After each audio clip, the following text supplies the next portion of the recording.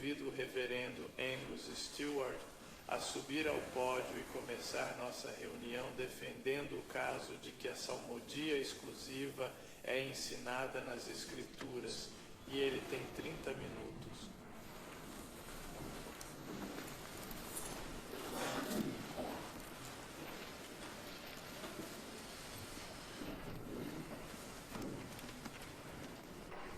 O livro dos Salmos ocupa um papel especial e único em todas as Escrituras.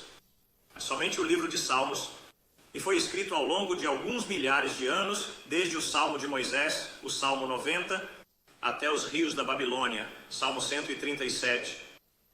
Isso abrange quase, se não inteiramente, todo o período em que o Antigo Testamento foi escrito. Esse livro também é único no sentido de que Moisés, Davi, Salomão, Asaf, Etan, Emã, os filhos de Corá, e outros o escreveram. É também, de longe, o livro mais longo de toda a Bíblia, do Antigo e do Novo Testamento, consistindo em mais de 150 livros ou capítulos, evidente na versão King James em 5 livros separados, único nesse sentido e organizado.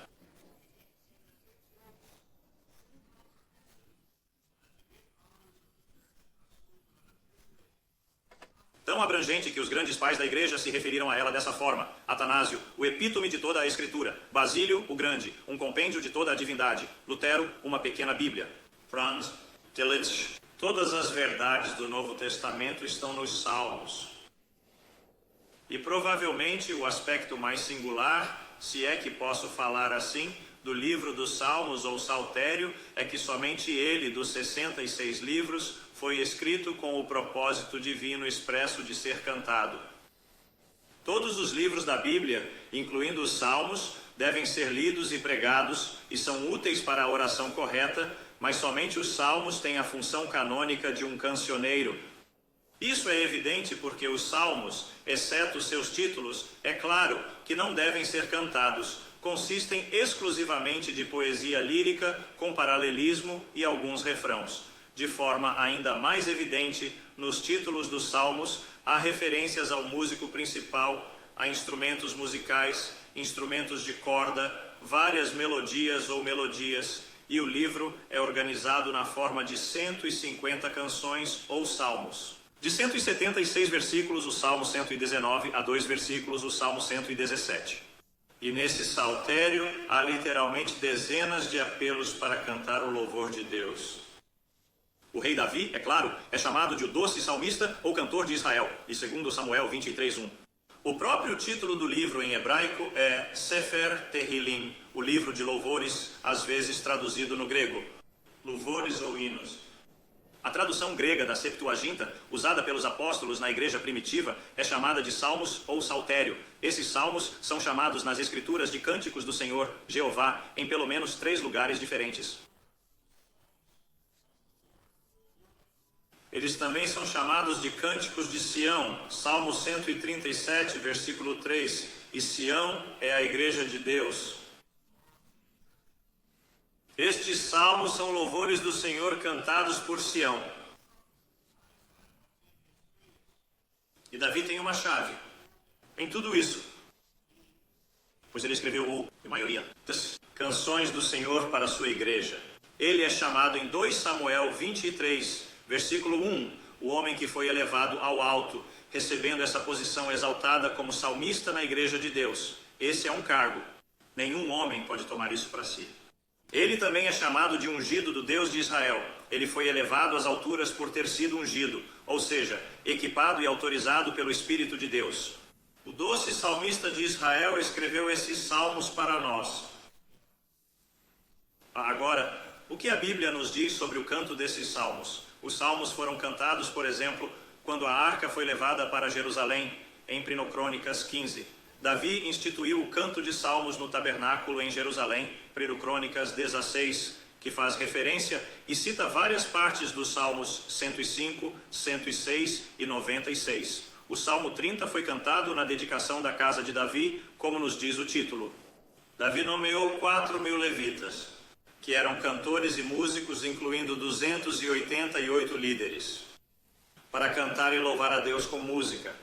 De acordo com 1 Crônicas 16, 23, esses homens cantavam os salmos nos sacrifícios diários em Israel, de manhã e à noite, no sábado semanal e também no Salmo 92, durante as luas novas mensais e festas anuais. 1 Crônicas 9, 33 menciona que eles cantavam dia e noite.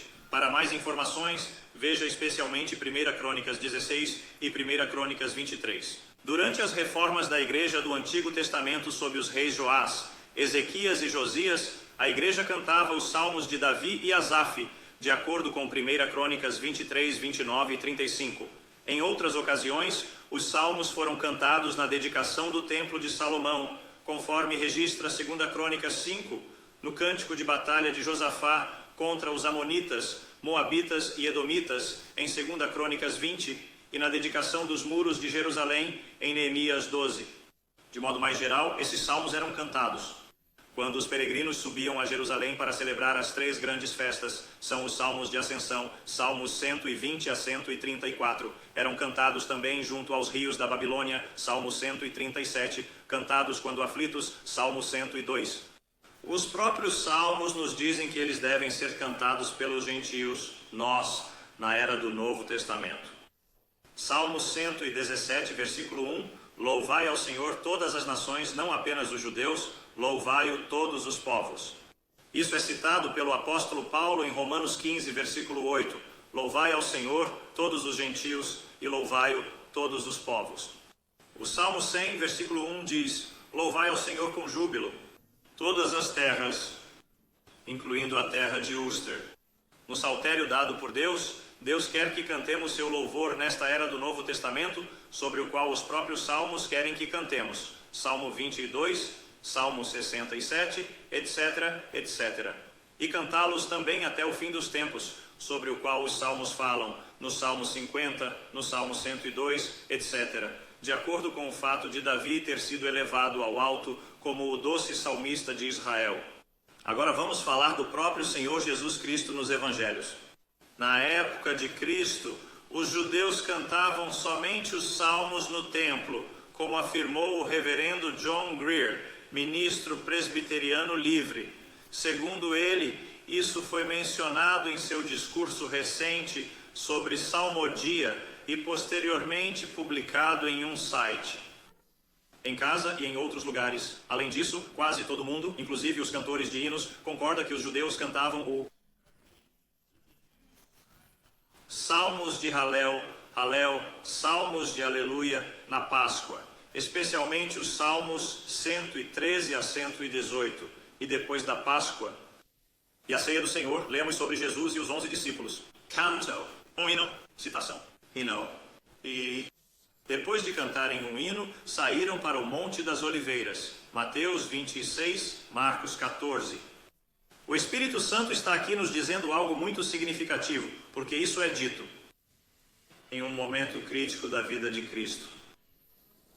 Em breve, ele será traído e crucificado pelos pecados dos eleitos de Deus, e instituiu a ceia do Senhor, presente no Novo Testamento.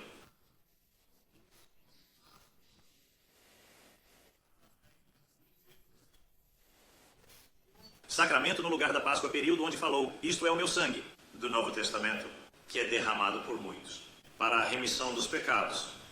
E então ele, o líder da igreja, e os 11 discípulos, os líderes da igreja do Novo Testamento, cantaram os salmos. Está vendo o que ele está dizendo? A Páscoa passa como uma mera observância do Antigo Testamento.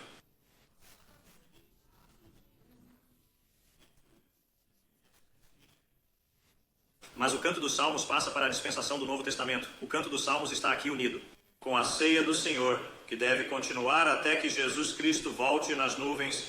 1 Coríntios 11, versículo 26. Algum tempo depois da conclusão do livro de Salmos e da conclusão do cânone do Antigo Testamento em geral, o Antigo Testamento foi traduzido para o grego. Por que isso aconteceu? A resposta é que os judeus foram dispersos, especialmente no leste do Mediterrâneo. Naquela época, quase todo mundo falava grego, inclusive.